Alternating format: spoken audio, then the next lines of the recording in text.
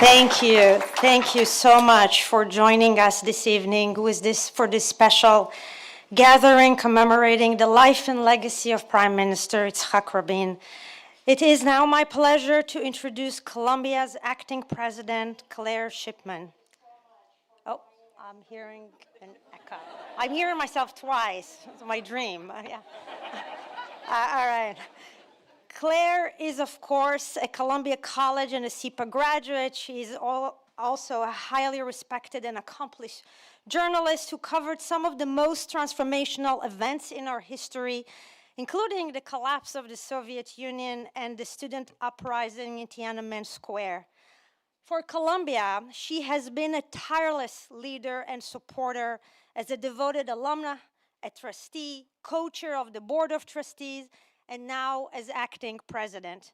We are deeply, and I am deeply grateful to acting President Shipman for her remarkable dedication to this institution.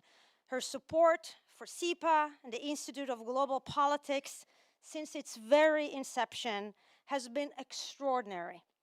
Having her with us today for such a special and timely gathering means a great deal. Please join me in welcoming to the podium Acting President Claire Shipman.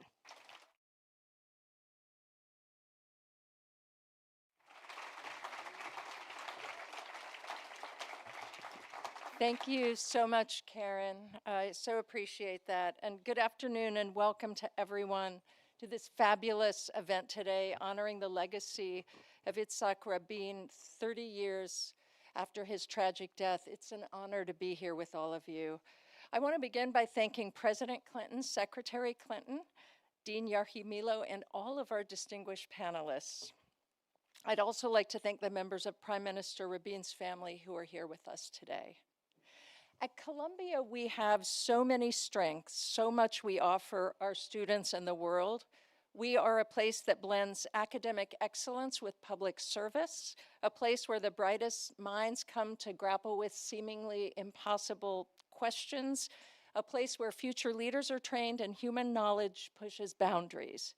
This, though, a day like today, represents a slice of the very, very best that our complex ecosystem can offer us.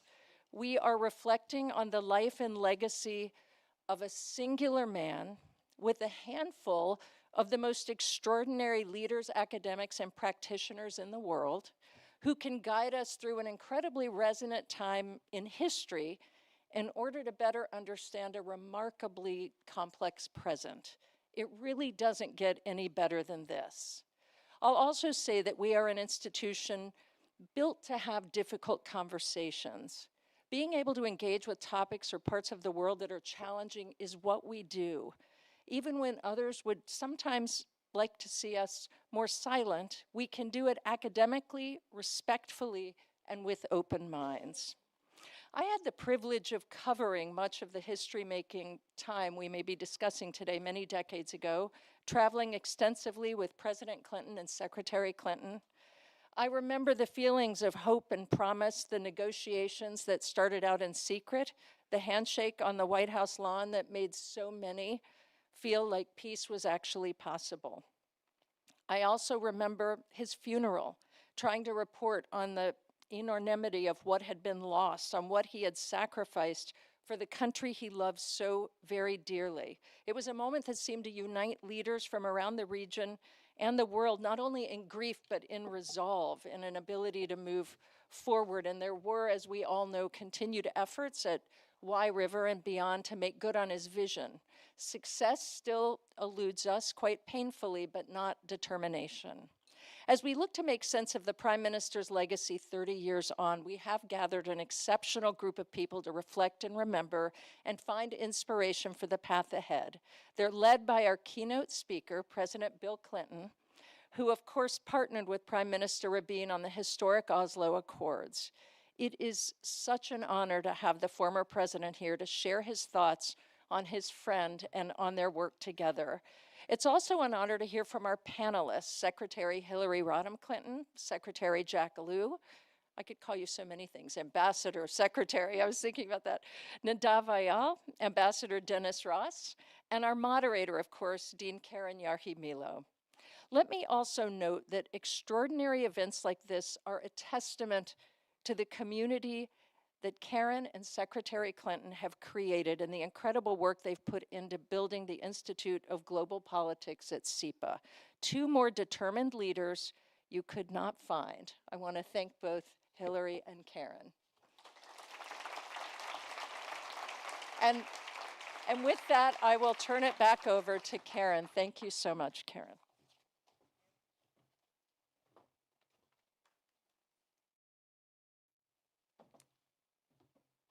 Good evening again. I'm Keren Yarhi-Milo. I'm the Dean of SIPA, the Adlai Stevenson Professor of International Relations and the co-founder of SIPA's Institute of Global Politics. It is profoundly meaningful to gather here today with President Clinton and so many distinguished colleagues to commemorate the life and legacy of Prime Minister Yitzhak Rabin on the 30th anniversary of his assassination. For me, this is not another event that I open. This one is deeply, deeply personal. I grew up in Israel during those years. I vividly remember the atmosphere surrounding the Oslo Accords, the extraordinary sense of possibility that after decades of conflict, something new might finally emerge. I remember watching the signing ceremony on the White House lawn as Rabin and Yasser Arafat shook hands, with President Clinton standing between them, arms outreached, bridging worlds that had seemed irreconcilable. It felt as though the world was holding its breath. In those days, we used to speak of a new Middle East, a vision of coexistence, economic cooperation, shared prosperity that could transform the region. For a brief moment, it seemed within reach. Then came the incitement and the night of the assassination. The shock was indescribable. In an instant, Israel lost not only a leader, but a sense of direction, a collective hope that had defined a generation. The streets were silent and the air was heavy. It felt as though the future we had just begun to imagine had been snatched away. When President Clinton stood at Rabin's funeral and said, "Shalom, chaver," goodbye, friend, the entire nation wept. Shalom means hello, goodbye, and peace. In that single word, there was grief, there was love, and an unspoken promise that we would not abandon the dream Rabin had lived and died for.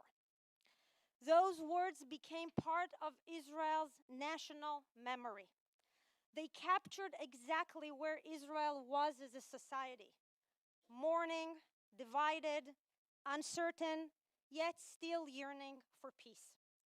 Rabin's courage was nothing but extraordinary. The courage to imagine peace and to take real political and personal risks for it. He understood that true leadership often means walking alone into uncertainty. It means absorbing the anger of your own people for the sake of a greater vision. That is not weakness. It is moral strength at the highest order. But his death was also a warning. The incitement and hatred that preceded it showed how dangerous it is when disagreement turns into demonization, when words become weapons that can destroy not only leaders, but the trajectories of nations and regions, and even the bonds between peoples themselves. We saw it then, and we're seeing it again today in Israel and here in the United States. The polarization, the erosion of trust, the vilification of those who seek common ground, all of it reminds us how fragile democracy and coexistence really are.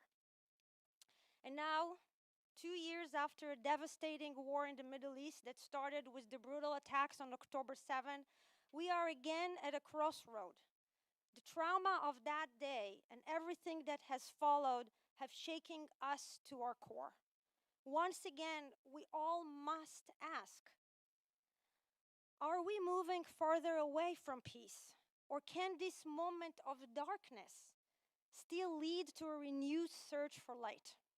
Perhaps the path forward will not look like Oslo. Perhaps it will take new leaders, new voices, new frameworks. But here's the thing, if we give up on the very idea of peace, if we stop believing that Israelis and Palestinians can live side by side in dignity and security, then we all lose, again and again. Rabin's legacy challenges us to keep that belief alive, to resist despair, to remember that peace is not a naive hope. It is a moral and strategic necessity. It demands courage, imagination, and perseverance. It is always fragile, but always worth pursuing. And that brings me to this extraordinary moment, having President Clinton here with us today.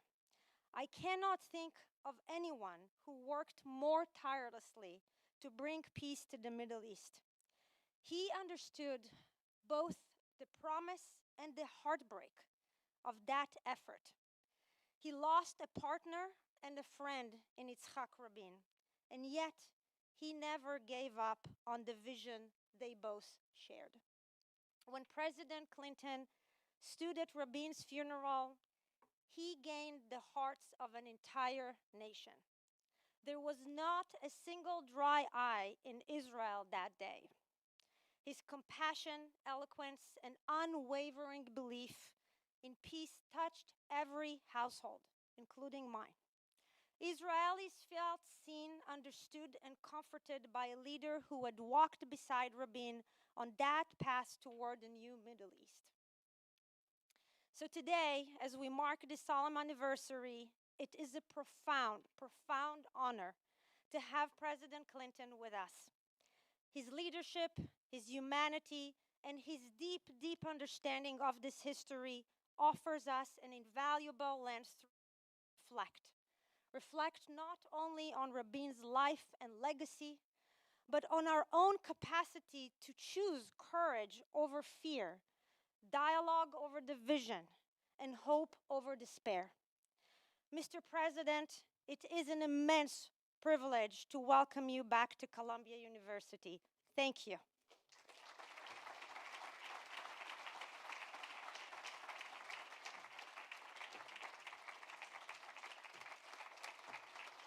Thank you very much. Thank you. Thank you very much.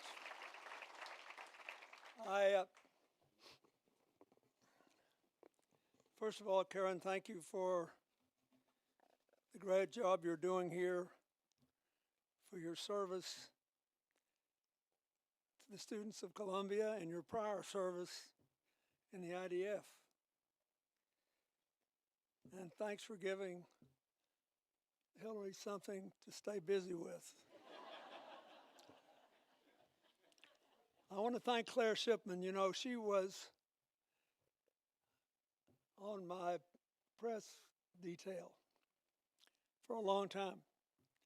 And for a long time, I thought their goal was to see just how much agony they could inflict on me in any given 24-hour period.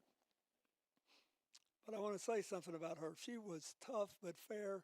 She never pulled a cheap shot. She just did her job, asked the questions, and tried to get the truthful answers. And when she became acting president, I was elated, and I was afraid if I said so, it would cause Columbia even more problems. I want to thank the members of the Rabin family who are here today, and they didn't want me to talk about them, but they're remarkable. You might ought to go up and you'll see that their ancestor would be very proud of them today.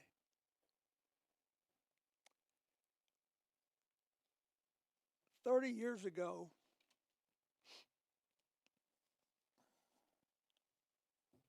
a couple of days ago, November 4th, was one of the worst days of my presidency and one of the saddest days of my life. My national security advisor then, Tony Lake, had told me that Yitzhak Rabin had been badly wounded at a peace rally, after a peace rally in Tel Aviv. Just a few days before, he had been in the United States giving me an award. And like always, he hated formal dress. So he showed up at this black tie banquet in a suit and tie. So I got one of my young aides to loan him a proper bow tie. And the last picture I have of us together is me straightening his tie.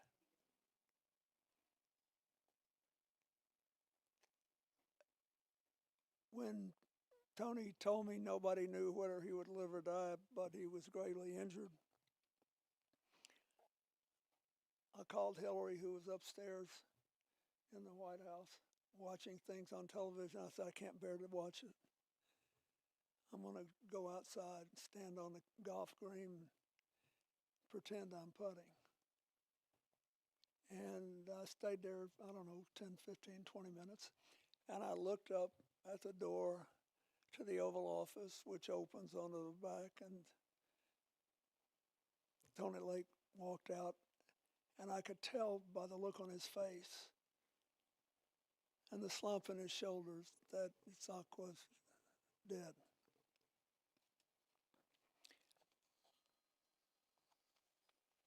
I relive that moment all the time, believe it or not. And Hillary and I got ready to go to Israel, and we kept talking, and I said, you know, very often in history, political assassinations have boomeranged. They've had exactly the reverse effect that the killer hoped. When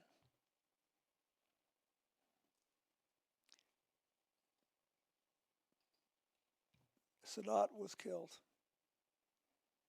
by a radical Muslim who thought he had betrayed Islam in making peace, the peace held and the policy held.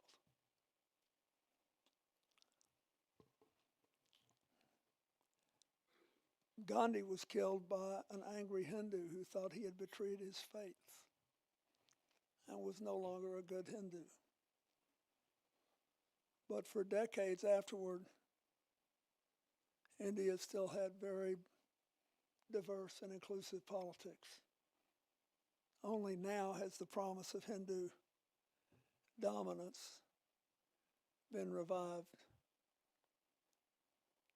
But the minute I heard this, I thought, this guy who was part of a family of radical settlers who now support the fringe portion of Prime Minister Netanyahu's government, I said, he may have done it. So to say that, I owe you an explanation of why I believe it. We all know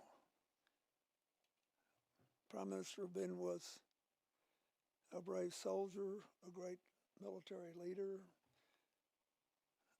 a principled patriot. He was also a keen judge of how people thought and felt. And the longer he served in different positions, the more he learned. He was like a sponge, always absorbing what made people tick. How did they think? How would they react to this, that, or the other thing? And he was able to navigate all the diplomatic waters and domestic politics including the extremist opposition that tried so hard to delegitimize him, because he just kept growing. He said that he was once a military leader who became a soldier in 1994 in the Army of Peace.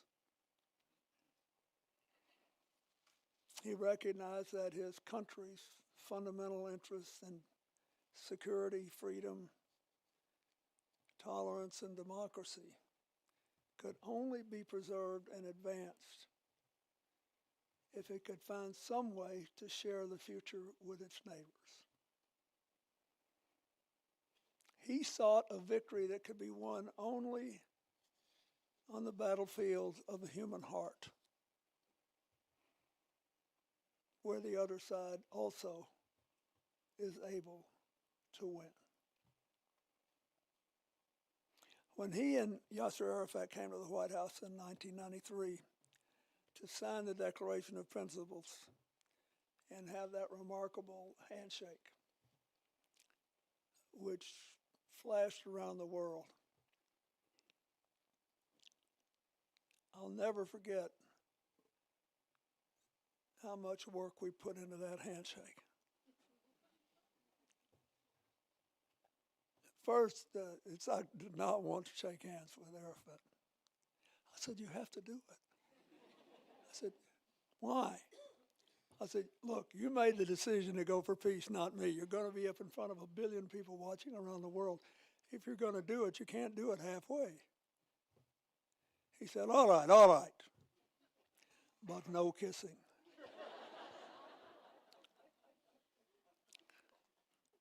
So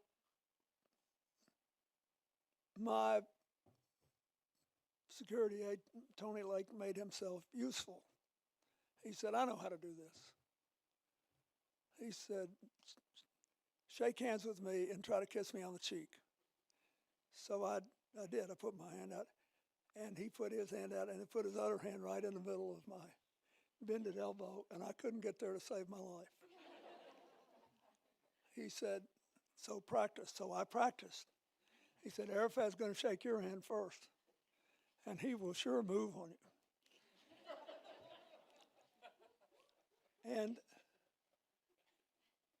so we did, and he did, and it worked like a charm. But the thing I remember about that day more is the very different things Yitzhak and Arafat did, not just with their gestures, but with their words. Arafat could not have been friendlier. He was hugging everybody and smiling, but when he started talking, he was talking to his political base, and he basically said, look, I'm going to do this, but don't you worry about anything. I'm going to take care of everything that we don't like about them and everything we have to fight for about them. Rabin said, like an Old Testament prophet, we are destined to live together on the same soil, in the same land. He talked movingly about his concern for the Palestinian children and the economic and social insecurity they had faced. He was not afraid because he had nothing to prove. After the ceremony, we went back into the Oval Office and we sat and just visited, just the two of us. There was nobody there, no note takers. You have to take my word for this, which is something no one does anymore. But I looked at him and I said, why'd you do this? He said, well, there were two reasons.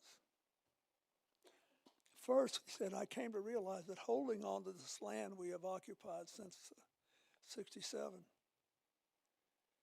is not making our security stronger.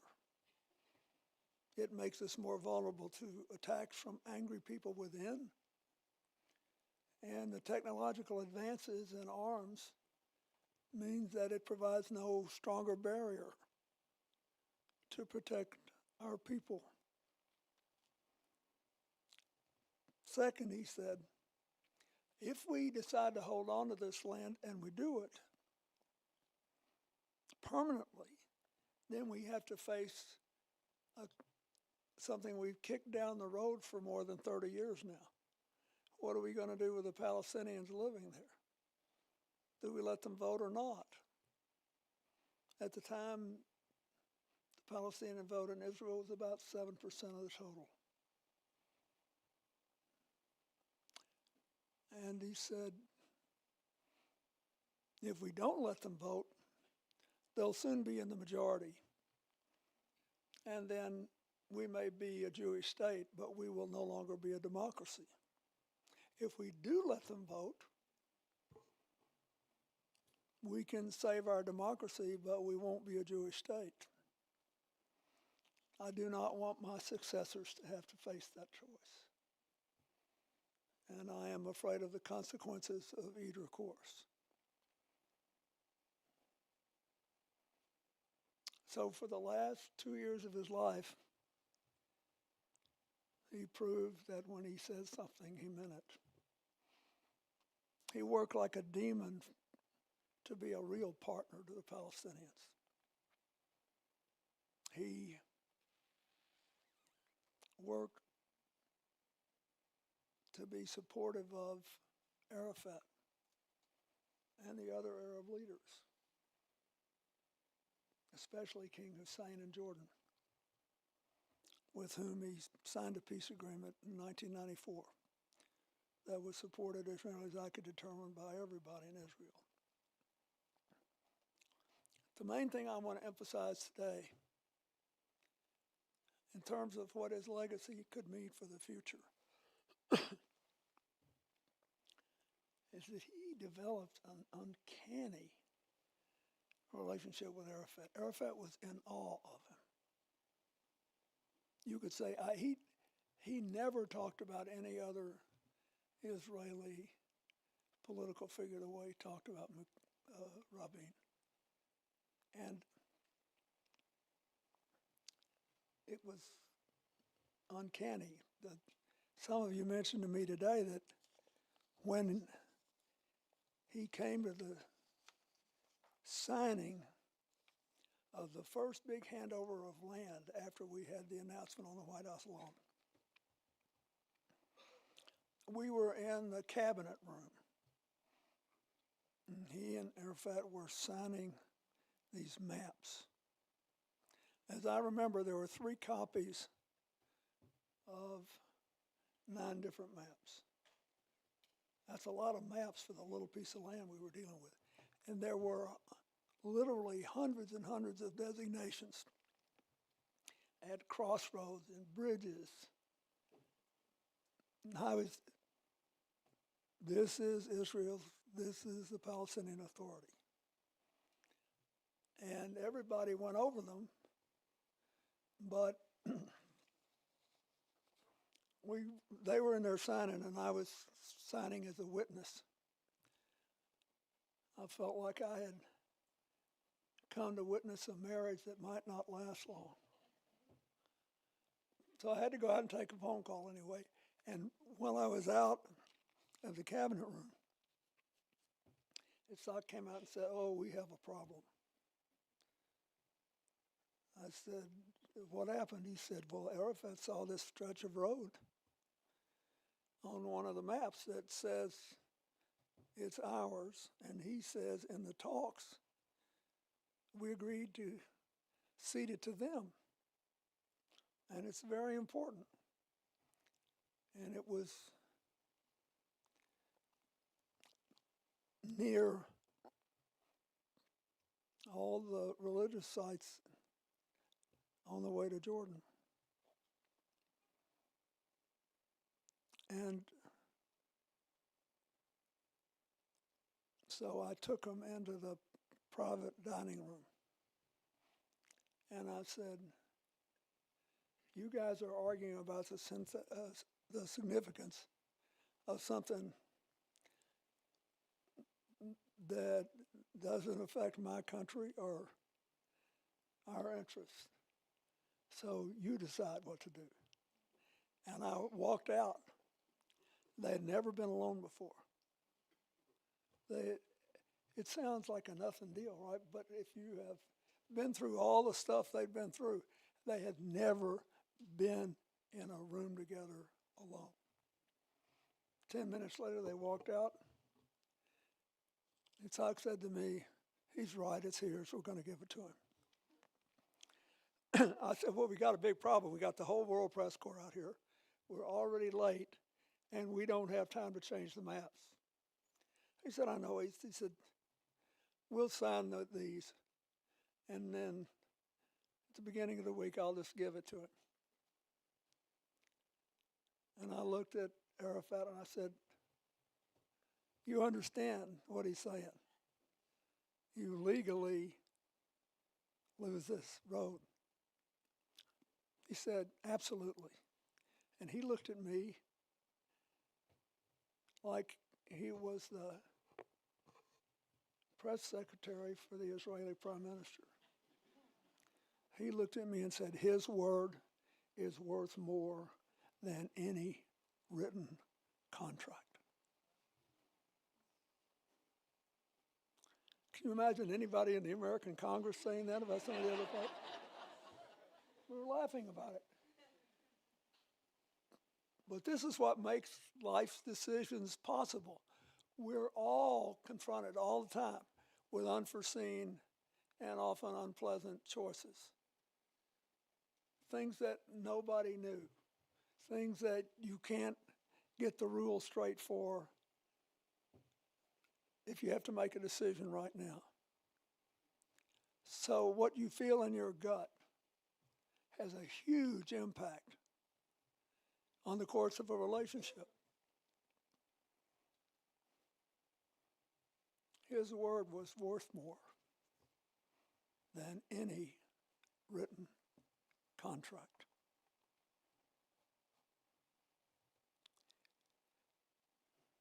That's why I believe, had Yitzhak Rabin lived, we would have reached a comprehensive agreement on peace within 2 or 3 years, and the whole world would be a very different place.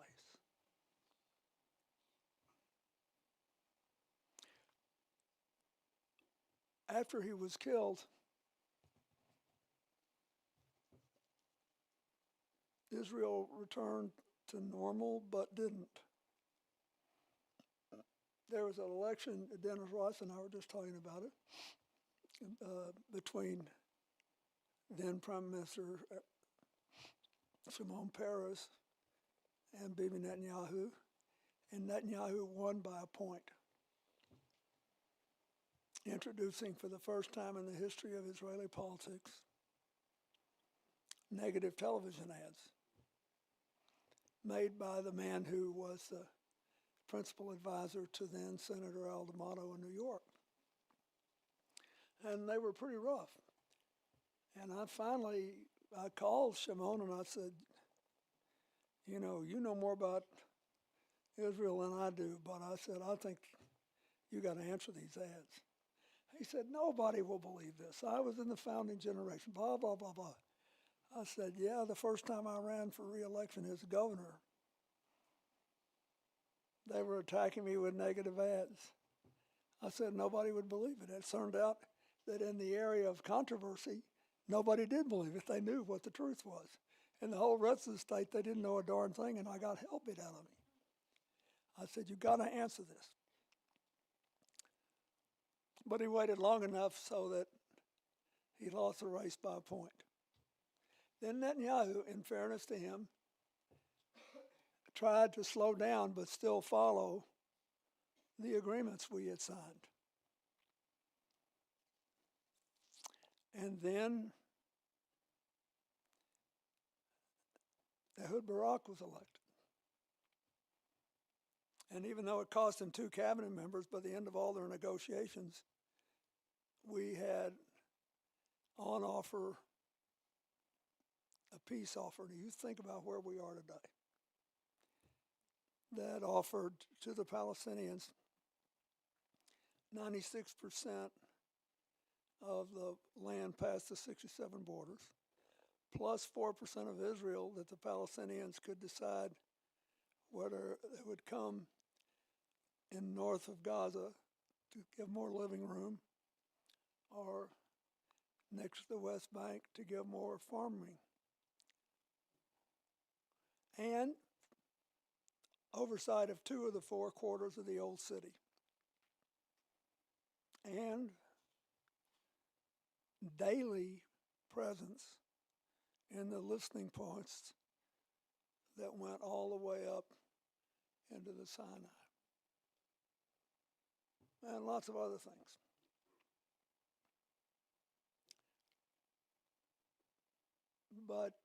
And I was still president then. And 6 weeks before I left office, Yasser Arafat came to see me, and he was still talking about Rabin. He said, "Oh, I wish you were here." I said, "Me too. We got to be faithful to his life and dream."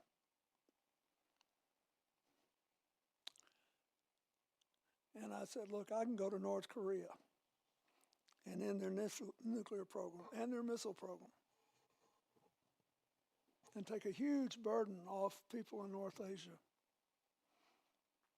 But I have to go soon, and I have to stay long enough to visit South Korea, Russia, and China, the other guarantors of the peace ending the Korean conflict.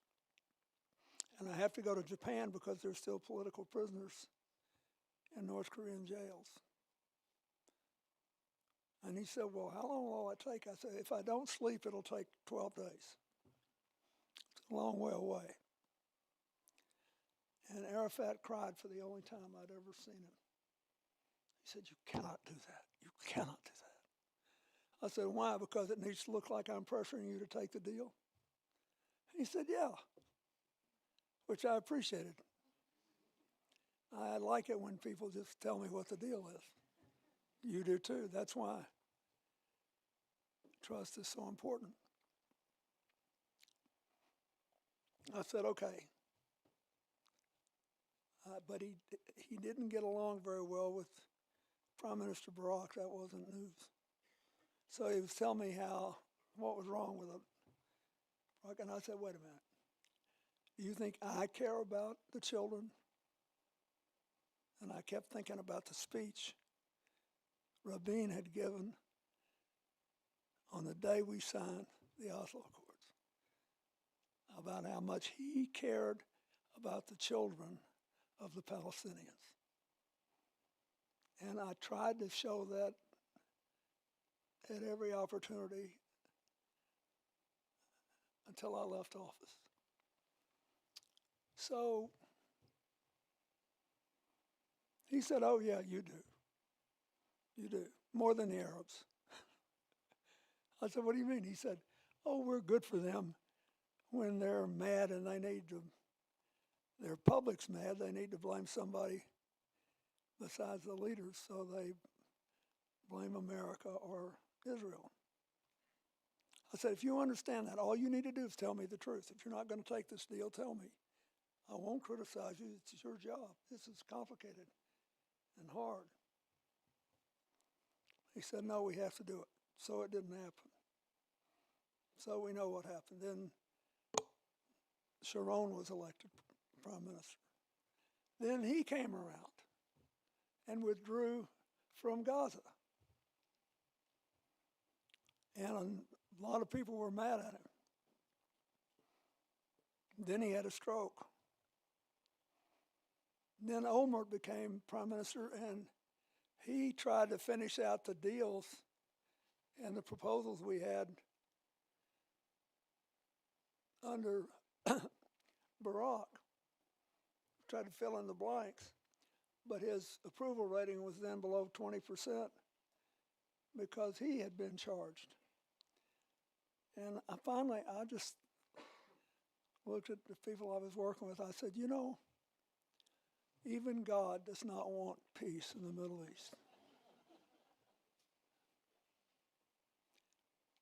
And since then, you know as well as I do what's happened. This long bloodbath in Gaza needs no more discussion from me, but it is one of the darkest moments in the whole conflict. But what they did, the Gazans, in making a partnership with the Houthis, the Hezbollah, and the Iranians to kill people in the kibbutzim that were most in favor of a two-state solution.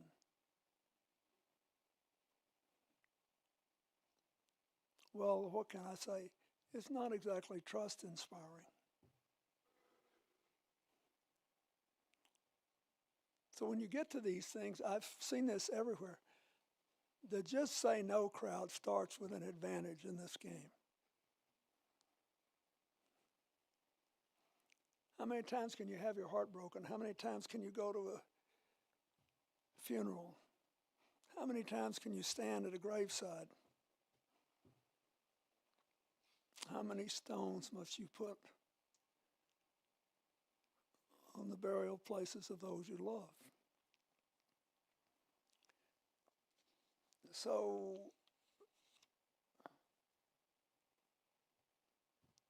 I asked myself when Keren invited me to come do this, I said, what would Yitzhak like me to say? What the heck can I say? I'm out of office 25 years. I almost never agree with what I read in the morning papers.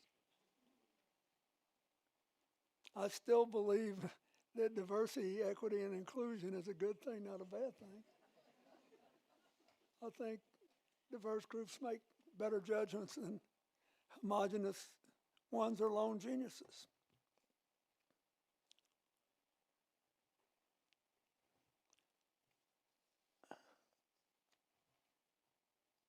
I think he would say two things.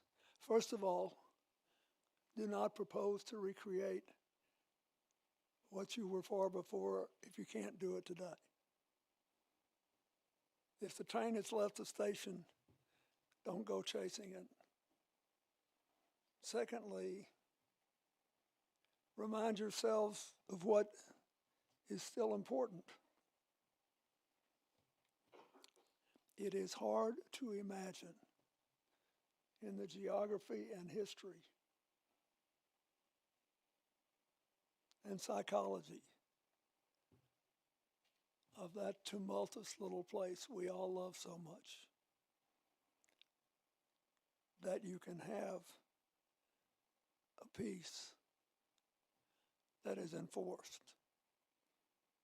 instead of one that is embraced. And so we have to begin again. And beginning again where the trust level is low and the interests of people who are in power may be not in favor of giving up anything now. We must remember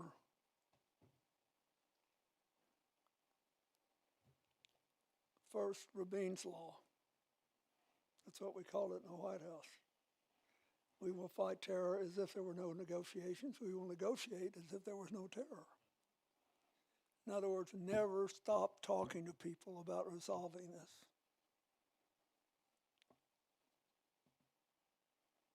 Second, he always believed peace is achieved through compromise.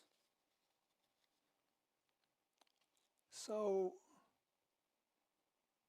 we're going to have to tell a lot of people in our spheres of influence to get over themselves.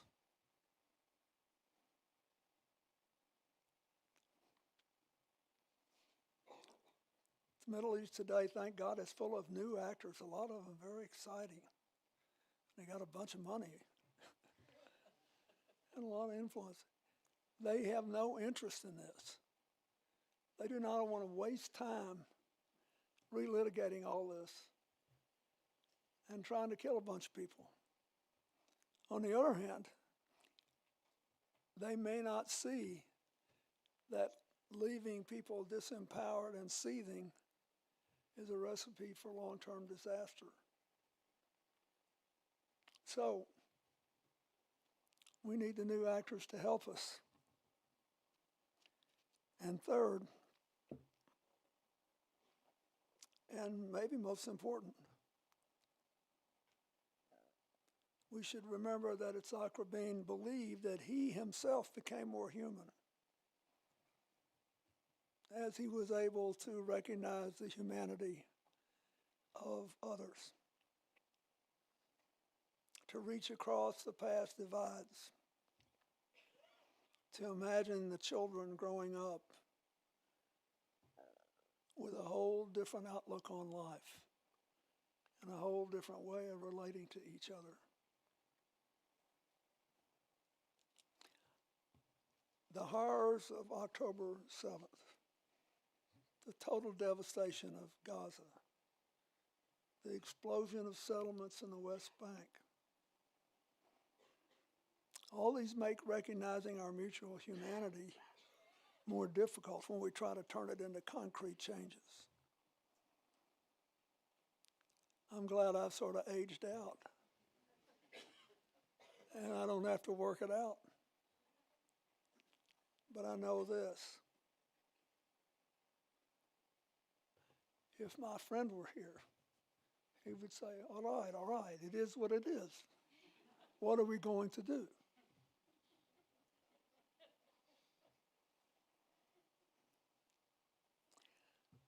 I don't know that I ever loved another man like I loved him, or believed in another man the way I believed in him. And I love seeing Yasser Arafat sit, not abandoning his position, not being unfaithful, but thinking, do I really want to keep fighting with this guy? Isn't there some way we can preserve our pride, our sense of identity? It would be so much better. I think we all have to think every day about our capacity to look big when people are feeling and acting small, to embrace when others are running away.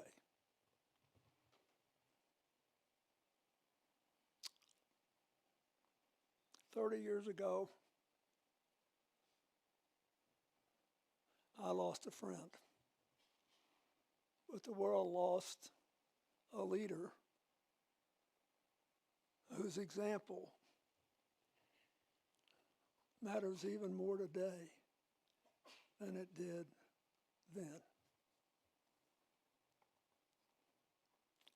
Shalom Haver.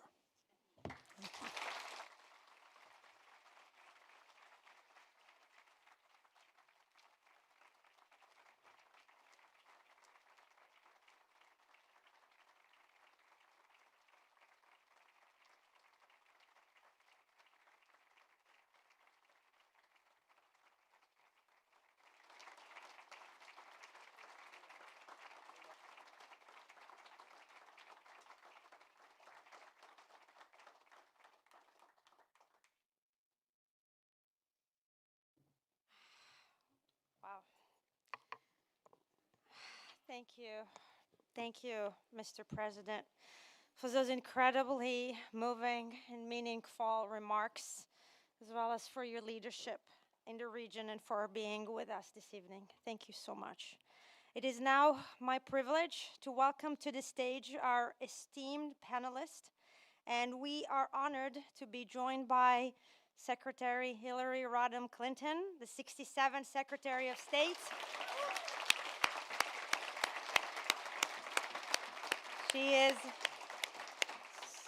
cannot be more glad that she's with us at SIPA, co-founded with us the IGP. We have Secretary Jack Lew, served as the 76th U.S. Secretary of the Treasury and previously U.S. Ambassador to Israel. He's now a professor here at SIPA, back at SIPA, and the Policy Director of IGP. Thank you, Jack. We also have with us Ambassador Dennis Ross, Distinguished Fellow at the Washington Institute for Near East Policy, a former United States Director of Policy Planning, Special Middle East Coordinator, Special Advisor for the Persian Gulf and Southwest Asia, and he played, as you all know, a leading role in shaping U.S. involvement in the Middle East, during multiple administrations. Thank you so much, Dennis, for coming. And last but not least, our own Nadav Eyal, author of Revolt, a worldwide uprising against globalization, a senior columnist for Yediot Achronot, and Israel's most circular newspaper, an IGP senior scholar, fellow here, and a professor here at SIPA. Thank you so much, Nadav, for everything. All right, so let's get started. There's a lot to discuss. We have, please, I go, like, this is, you have the names.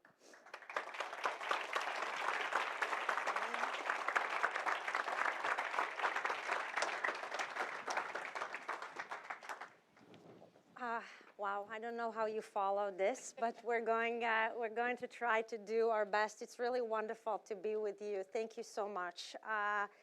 Secretary Clinton, Hillary, let's start with you. When you look back to the years between the Oslo Accords, the Rabin assassination, what happened afterwards, what stands to you as the most historically significant about, what's most historically significant about this moment that we are at? The moment we're in right Yeah, now. right. Well, I think at the very end, when Bill did a quick overview, what happened after Prime Minister Rabin was murdered, and then successive prime ministers, including Prime Minister Netanyahu, obviously Barak, Sharon, Olmert, Netanyahu, there was at least in many ways an effort to try to push some kind of program forward, whether it was Y River or the roadmap or pulling out of Gaza. There was always some ongoing activity that the United States was supportive of, sometimes more actively involved in. And I think in the last several years, even prior to the horrors of October 7th, there was an attitude that there was not going to be any continuing effort, in part because there didn't seem to be a committed partner in the Palestinian Authority, and certainly because the politics in Israel was, evolving in a way that made it less likely that there would be an initiative taken by the Israeli government, which for a long time has been under Netanyahu, but you can see, Netanyahu's evolution. I mean, I remember being in Jerusalem at midnight when I was Secretary of State, literally doing a midnight press conference with Netanyahu to announce a 10-month settlement freeze. And so there was activity which I think it's fair to say slowed and began to reverse. And so the moment we're at now, especially because of the trauma that Israelis suffered, that Palestinians have expressed and experienced in the last 2+ years, makes any kind of effort seem so far out of reach. But I think that's when we need leadership and creativity, imagination, and we've just spent the day talking through with a lot of people the potential of the 20-point peace plan, what it might lead to if it were embraced, how we could implement it. So, you know, maybe this is a new moment of hope and possibility.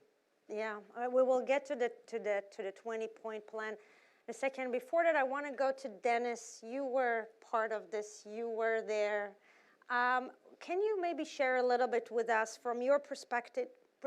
What did Rabin understand about the strategic landscape that few Israeli politicians, prime minister before or after him, understood? Oh, Yeah. I was going to grab that. Okay. Always aware. I'll tell you what he understood. He read strategic landscapes really well. He saw the first Gulf War, saw the aftermath of the first Gulf War, and here was Saddam Hussein, who had been defanged. He'd been expelled from Kuwait. The rejectionists had just been dramatically weakened. Sounds a little bit familiar, doesn't it? He read that landscape and saw there was an opening, saw there was a possibility. But he was also affected by something else. The first Intifada changed him. His attitude prior to the first Intifada was that the Palestinians had no clear sense of identity. He used to say, I'm told to talk to the Palestinians, but as soon as I talk to them, they say, go talk to Mubarak, or go talk to Assad, or go talk to Hussein. There's never anybody there for me to talk to. And what he discovered in the first Intifada was that there was no military answer. This was homegrown, and there was no military answer. There had to be a political solution. So the combination of the landscape has changed, the rejectionists are weaker. Yasser Arafat himself is weaker because he picked the wrong side by supporting Saddam Hussein, meaning he lost a lot of support in the Arab world. There's an opening, there's a moment here. And he came to see President Clinton in March of 1993. And at that point, he had said his priority was going to be Syria, because this is how he was going to take advantage of the landscape. But even at that point, he was testing to see, wasn't there an alternative? Was there a Palestinian alternative to Arafat? And he discovered there was not. He actually had raised with you the possibility of having Faisal Husseini represent the Palestinians on the grounds, maybe there's someone who has such a following, such a credibility because of the name, that he could be an alternative. Arafat brought him to Tunis and then didn't let him leave. So then Arafat knew that, then Rabin knew there was no alternative. So he was everything you were describing him, Mr. President. He was a realist. Right. He understood there was no military solution. He understood there was a moment because the rejectionists had been weaker. And he'd given a speech in December of 1992 where he said, we need to make peace with the inner circle because he identified Iran as being the real threat, the real strategic threat to Israel. And if Israel was going to deal with the real strategic threat, it had to deal with its immediate neighbors. So all of that came together, and that's really what propelled him to move in this direction. Not to mention, he saw you, as I said, in March of 1993, and he made it clear he was ready to move. Thank you, Dennis. Jack, to you, so looking back 3 decades now, the Oslo process obviously did not culminate in what we were all hoping, a permanent agreement. But yet the structure of the Oslo process still shaped very much the Israeli-Palestinian relations in the West Bank. Today we talked a lot about this. It's still very much there. So to what extent in this kind of state of neither alive nor dead part of Oslo is part of, how you think about this as part of Rabin's legacy, and where does it leave us? I think the legacy of Oslo is complicated because anyone looking at political debate in Israel in the last few years would say Oslo is dead. On the other hand, the institutions created by Oslo are very present. The nature of engagement has changed, and there's still a need to solve the problem that Oslo was supposed to solve, but sadly didn't. I think October 7th changed the mood in Israel in a way that it's going to take a while for us to emerge from.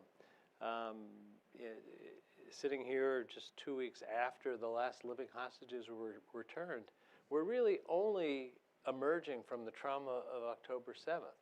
So when people say that this conversation is over, I don't think we know where we're going to be in a year, 5 years, or 10 years.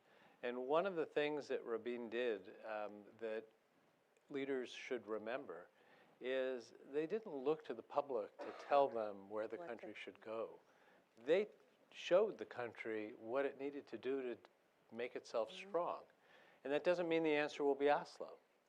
But it's going to take a leader who's willing to go to a country that has every reason to be reticent and make the case, and that takes courage.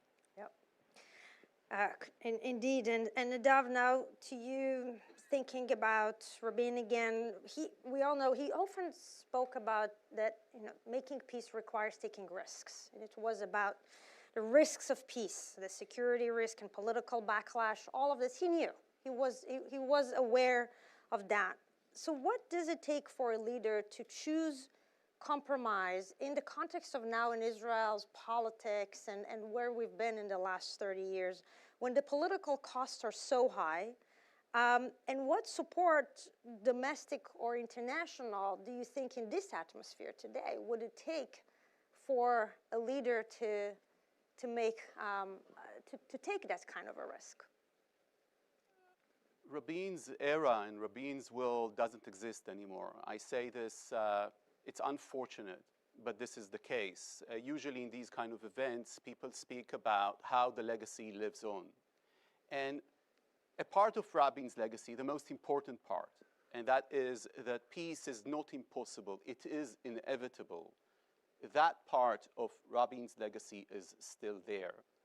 But the world of responsibility in which Rabin, or leaders like Rabin, and he was a prime example of that world born after World War II, that world is absolutely gone, and I think everybody in the room know exactly what I'm talking about. However, within the Israeli society, and this is something that we should remember, we once had a prime minister that didn't gloat that he sleeps well at night. He was sleepless. We once had a prime minister that was not arrogant, but shy. We once had a prime minister that used to look you in the eye, and as President Clinton just said, his word was his honor. And he was known for that. And this lives on within the Israeli society and within the narratives of the Israeli society. And the fact that his memory lives, and the fact that we're discussing this today, 30 years later, means that we can also reassemble ourselves within the Israeli society as to that. But what it takes is doing very different things, again, like President Clinton said towards the end, and I think, and he was channeling what the late Rabin would have said, very different things that were done back then. And the first thing, to be true to his legacy, is to never sugarcoat. Never sugarcoat. The Oslo process was a brave step ahead, and if we would have done something like that again, we would have probably done it completely differently in order for it to succeed. The suicide bombings before Rabin was assassinated contributed to that level of incitement within the Israeli society. The leniency towards that incitement was also part of the failure. There are many things. And Yasser Arafat, unfortunately, was not honest with Yitzhak Rabin and with the Israeli defense apparatus. And we know this for a fact now. So we need to learn from these experiences. And in that regard, the fact that the current administration has started using that word that has become always almost a persona non grata of peace. The word peace. And actually aspiring to have peace in the region, something that some of the people who inherited Rabin said will never be possible. You will forever live on your sword, right? Israel would be a kind of Sparta. That wasn't the legacy of Yitzhak Rabin. That isn't the message of the Trump administration, as it was not the message of the Clinton administration or the Bush administration or the Obama administration. Yeah, so I want to get to the Trump plan and compare it, but before that, So in our class that we teach inside the Situation Room, we talk a lot about the human element in politics and the psychology of leaders. And so for you two, for Dennis, for Hillary, who knew Rabin, can you talk a little bit about the psychology of leaders and leadership that allowed for what he was able to do? Dennis, I think you mentioned that he was stubborn. And in what way was good? In what way was bad? Well, look, I said that in the context of he had two characteristics of, maybe three characteristics of leadership that are unusual but critical. Number one, he was the most analytical leader I ever dealt with. If he had thought something through and he'd go A, B, C, D, you had no chance. Didn't matter how effectively you might argue something, you had no chance of moving him. But if the reality proved him wrong, he would say, you were right and I was wrong. So number one, he was highly analytical. Secondly, what I just described, he was intellectually honest. But that meant first and foremost, he was honest with himself. He didn't lie to himself. And he was completely straight. That's an unusual quality because, first of all, most leaders, you're an exception, of course. Most leaders have people around them who are telling them what they want to hear, not what they need to hear. Right. And he was someone who told himself what he needed to hear. And the third thing was not just courage, but a sense of responsibility. He defined his role in terms of, I'm here, my job is to make certain that my successors don't have to make these decisions. He was a decision maker, not a decision avoider. And if this issue of his word being his bond, if he gave a commitment to you, his whole political world could collapse, but he would live up to it. And this sense of responsibility and this sense of honor characterized him and made him, in too many ways, I think, unique. Yeah. And Secretary Clinton, from your perspective, dealing with him, but also with other leaders in the region, what stands out to you in this approach to leadership that is really critical when you are from this region dealing with those kinds of complex issues? Well, I agree with everything that Dennis just said in describing him. And I would add, look, many leaders are not emotionally literate. Is that a diplomatic phrase?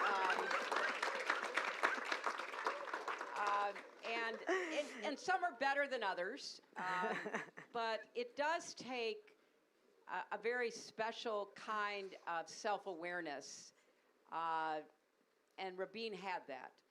You know, in our class, inside the Situation Room, we talk a lot about the unconscious biases that every one of us have, but we focus on leadership.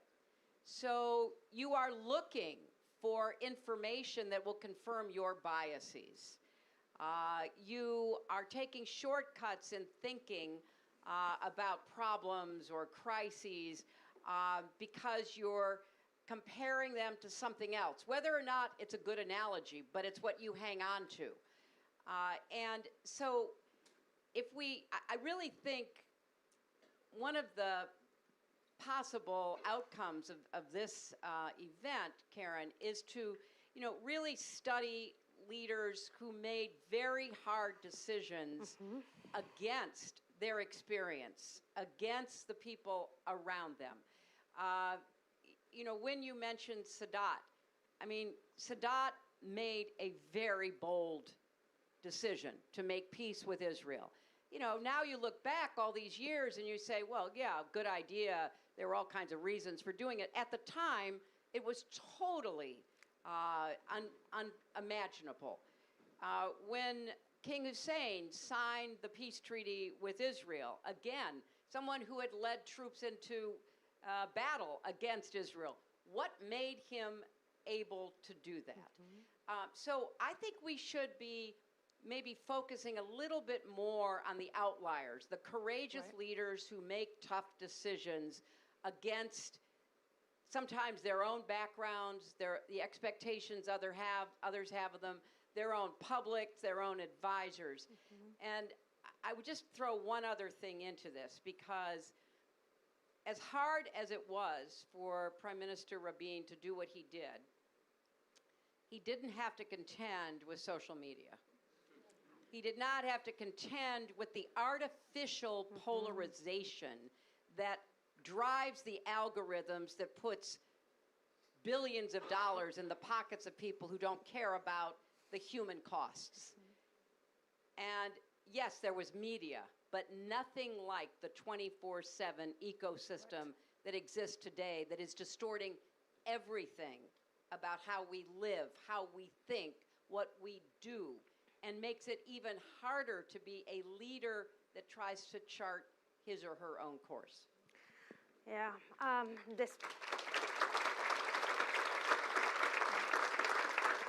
So today, as the Secretary mentioned, we were convening to talk about, to really analyze the current situation in the Middle East, the Trump plan, and the issue of Oslo, the concept of Oslo, the framework of Oslo came up again and again. And at this moment, we can't help but reflect of what worked well and what were the problems that we could, we should, maybe we couldn't, maybe we shouldn't, but see at the time that could result in where we are today. So this is a question to all four of you. From your perspectives, what worked well with Oslo? What are the issues, the lessons learned that you think are applicable to today's? And Nadav, we'll start with you.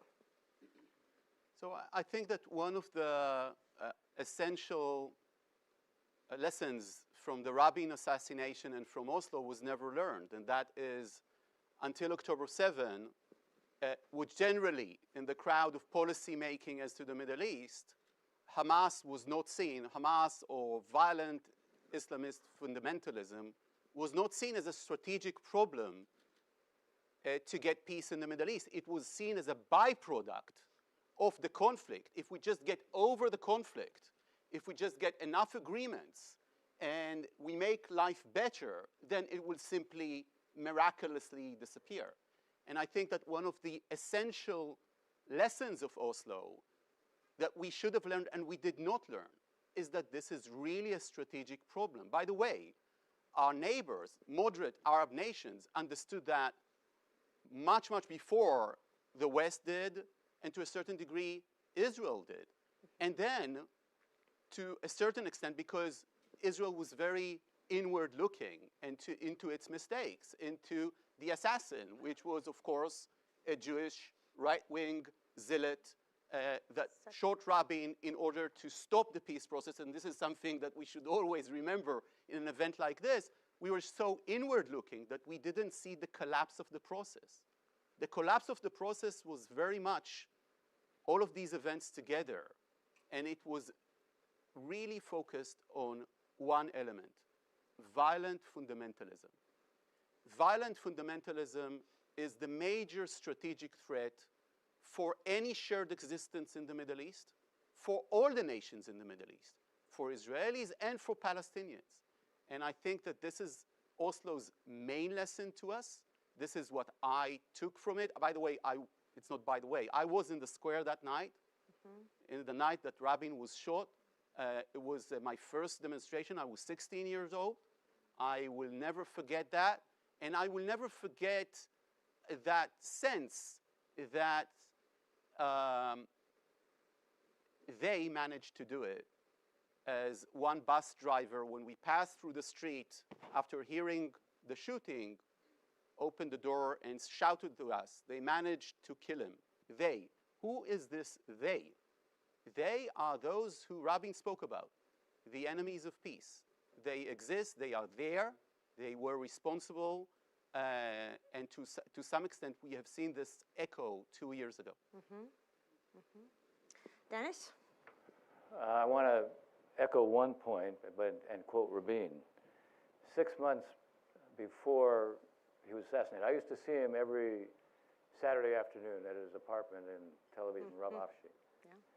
And we would have strategic discussions, but this afternoon he started off by saying to me, who do you think is going to determine the next Israeli election? So I, of course, wanted to prove how smart I was in Israeli politics, and I go, Ari Deri, who, by the way, is still around. And he said, no, guess again. And I said, no, you tell me. He said, Hamas.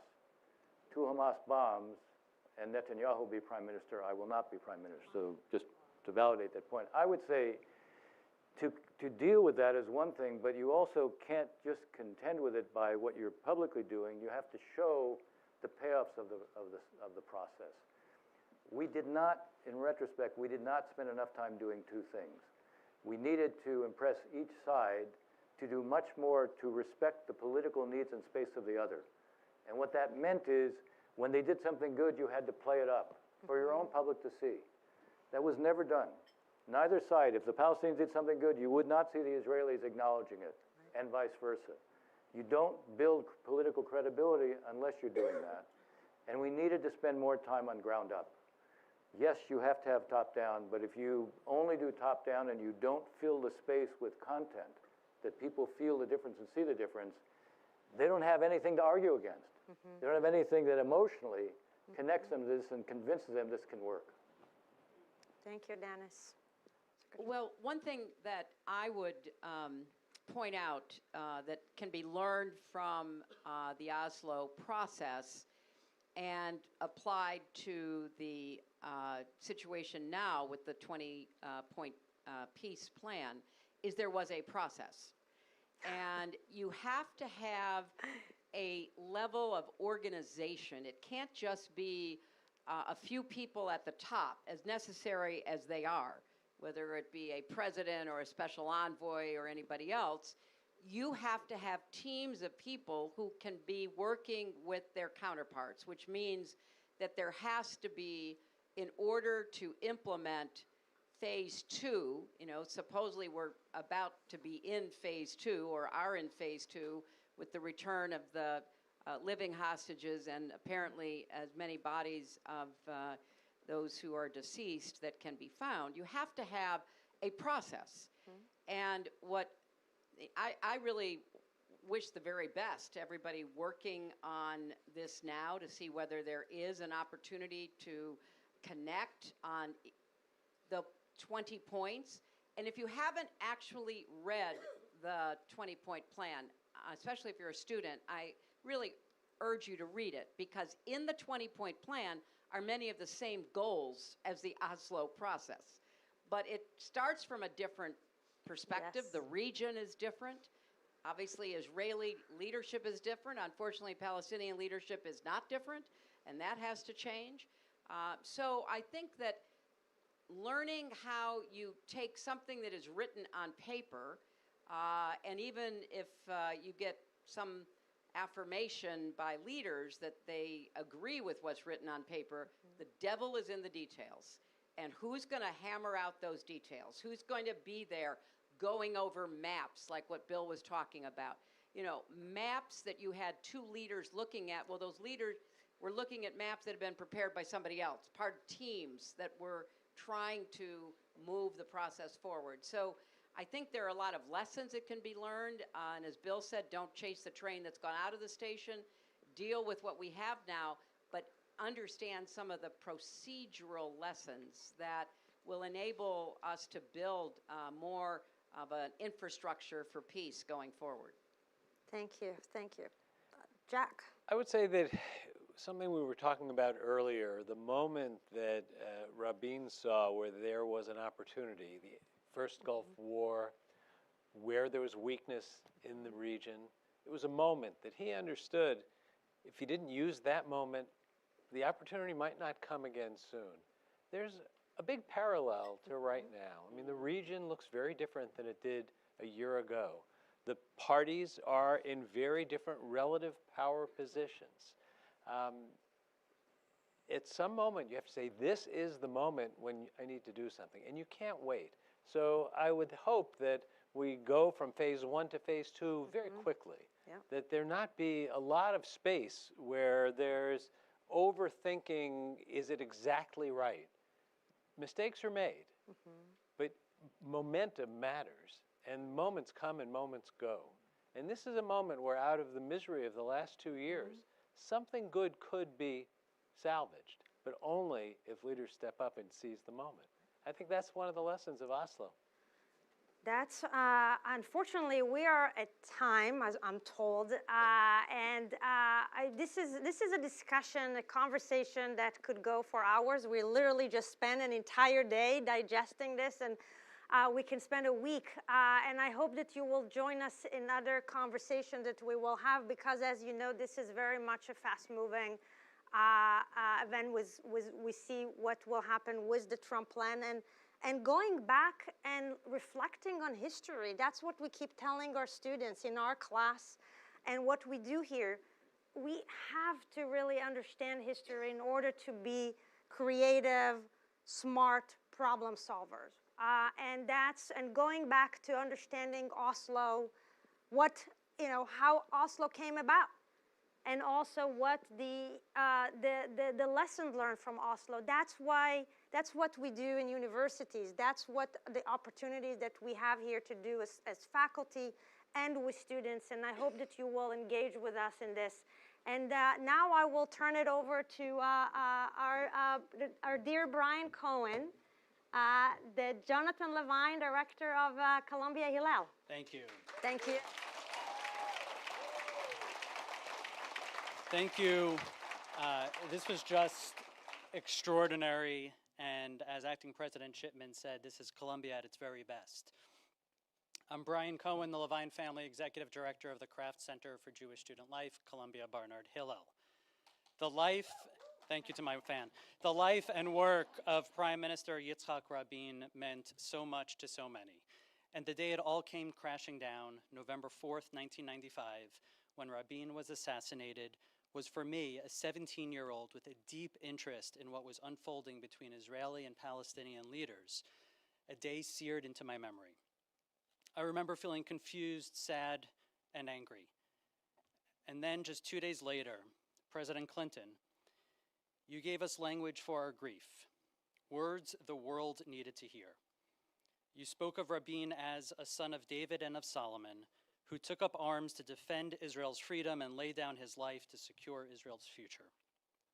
You reminded us that he was a martyr for peace, but a victim of hate.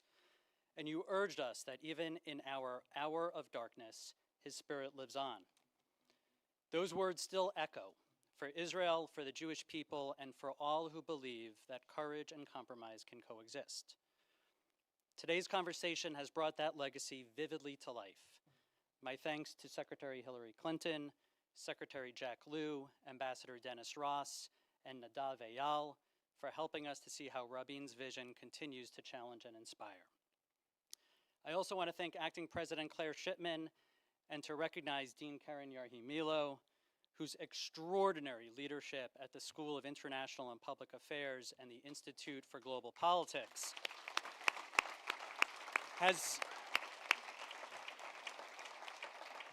Her extraordinary leadership has created spaces like this where rigorous thought, moral imagination, and the pursuit of peace truly meet. I don't know what the future holds for Israelis and Palestinians, but when hundreds of brilliant minds, our SIPA and undergraduate students, the future leaders of the international community, have the chance to learn from remarkable faculty like those on today's panel, the flame of hope continues to burn. President Clinton, thank you for your leadership, moral clarity, and for reminding us then and now that the spirit of Yitzhak Rabin still lights the way toward peace. As we close, I return to the prayer with which you ended your eulogy, a prayer that still binds us together. Oseh shalom b'mromav, hu ya'aseh shalom aleinu ve'al kol Yisrael v'imru amen. May the one who makes peace in the heavens grant peace upon us all. And now it is my great honor to invite President Clinton back to the stage for a picture. Thank you all for coming tonight.